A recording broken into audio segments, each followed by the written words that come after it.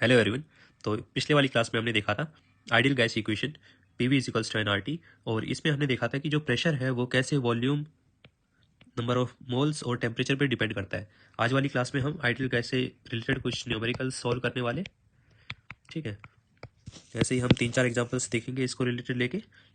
इसको मैंने कई अलग अलग पार्ट्स में डिवाइड कर रखा है। आज की क्लास में हम पहला एग्जाम्पल देखने वाले हैं, बिल्कुल सिंपल। इसके लिए अपने पास न्यूमेरिकल है, एक बैलून दिया हुआ है आपको।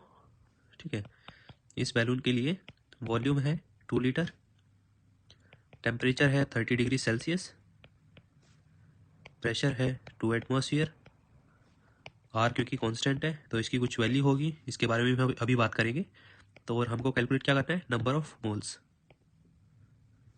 ठीक है, इक्वेशन तो अपने पास है ही, P V is equals to N R T.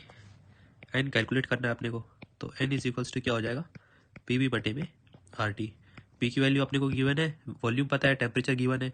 Are की वैल्यू अभी हमने देखने वाले हैं कि यहाँ पर क्या पुट करेंगे। ठीक है, इसकी अलग अलग वैल्यूज होती है और वो डिपेंड करती है यूनिट्स के ऊपर।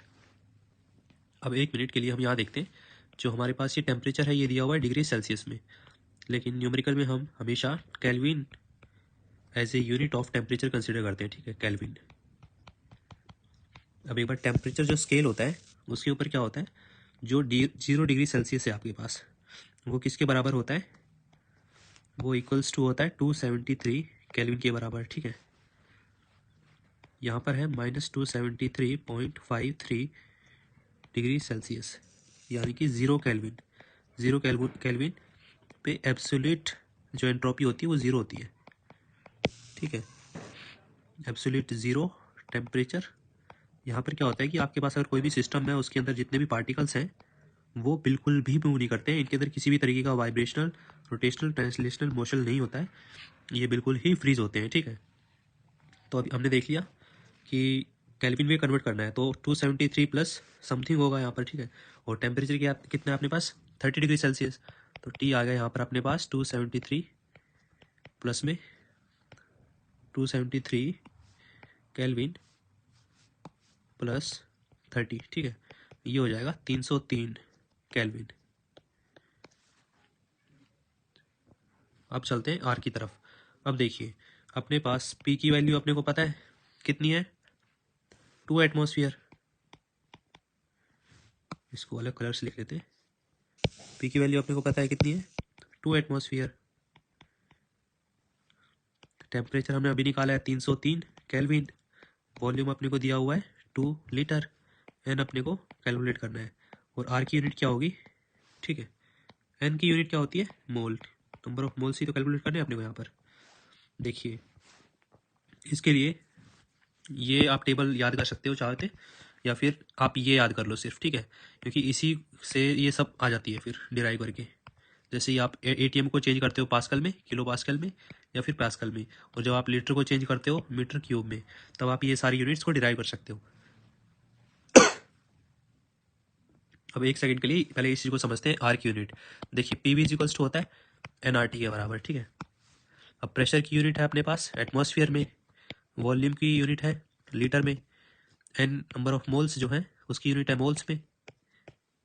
ठीक है, और आर हमें पता नहीं है आर की यूनिट क्या है। ठीक है, मान लेते हैं थोड़ी देर के लिए आर की यूनिट अपने को पता नहीं है। ठीक है, और टेम्परेचर अपने पास दिया हुआ है केल्विन में। ठीक है, ये हो गई। अब इस चीज़ को रीअरेंज कर लो, मोल को इस तरफ ले आओ और केल्विन को भी इस तरफ ले आओ।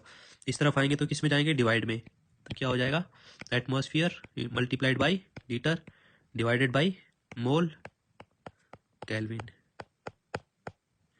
ठीक है, ये यूनिट आ गई किस चीज़ की, आर की। आर कांस्टेंट की यूनिट आ गई एटमॉस्फेयर लीटर मोल केल्विन, यही तो है। अब इस चीज़ को, एटमॉस्फेयर को आप चेंज कर सकते हो 10⁻5 पास्कल, और 1 लीटर को आप लीटर की यूनिट को आप चेंज कर सकते हो मीटर क्यूब में, तो आपके पास ये वैल्यू आ जाएगी। ठीक है, और ये इनकी हो जाएंगी यूनिट्स। लेकिन अभी अपने पास सब कुछ लीटर में है, एटमॉस्फेयर में है, और कंसंट्रेशन अपने पास है मोल में, नंबर ऑफ मोल्स की, और के अपने पास क्या है, केल्विन टेम्परेचर। तो बस अपने पास ये यूनिट यूज़ होगी। ठीक है, 0.082 litre atmosphere divided by mole kelvin. तो इस चीज़ का यूज़ करना है अपने को। तो अब देखते हैं, P इज इक्वल्स टू था अपने पास 2 एटमॉस्फेयर, वॉल्यूम थी अपने पास 2 लीटर, एन कैलकुलेट करना है, आर क्या है अपने पास 0.082 atmosphere litre divided by mole kelvin. Mole kelvin. बचा क्या यहाँ पर? टेम्परेचर। टेम्परेचर कितना था? 303 केल्विन। बस अब कुछ नहीं करना है, अब जो भी वैल्यूज़ है उसको इक्वेशन में पटक दो। P V equals to NRT था, नंबर ऑफ मोल्स अपने को निकालने थे। एन इक्वल्स टू क्या हो जाएगा? PV बटे में RT। प्रेशर कितना था अपने पास? 2 atmosphere multiplied by V volume. Volume कितना था? 2 litre divided by 0.082 atmosphere litre divided by mole kelvin. ठीक है, और इनटू में टेम्परेचर 303 केल्विन। केल्विन से केल्विन गया, एटमॉस्फेयर से एटमॉस्फेयर, लीटर से लीटर। अब ये मोल ऊपर आ जाएगा, यूनिट कितनी हो जाएगी? एन की यूनिट क्या होती है? मोल। तो ये तो ऐसे ही अंडरस्टूड है। ठीक है, अब कुछ नहीं करना है, बस इसको सॉल्व कर लीजिए। N equals to 2 into 2 divided by 0.082 into 303, 4/0.082 into 303। Unit क्या है? मोल। अब जब आप इसको कैलकुलेट करोगे पूरे पार्ट को, इस पार्ट को, तो आपके पास आंसर आएगा 0.16 मोल्स। ठीक है, तो यहाँ पर जो इस बैलून का नंबर ऑफ पार्टिकल्स इस बैलून में प्रेजेंट है वो कितने होंगे? 0.16 moles of the gas considered. अब गैस कोई भी हो सकती है, ठीक है, H2 गैस हो सकती है, N2 गैस हो सकती है, जो भी आपने कंसिडर की हो। ठीक है, उम्मीद है आपको आज की क्लास समझ में आई होगी। मिलते हैं आपको अगली क्लास में। Thank you.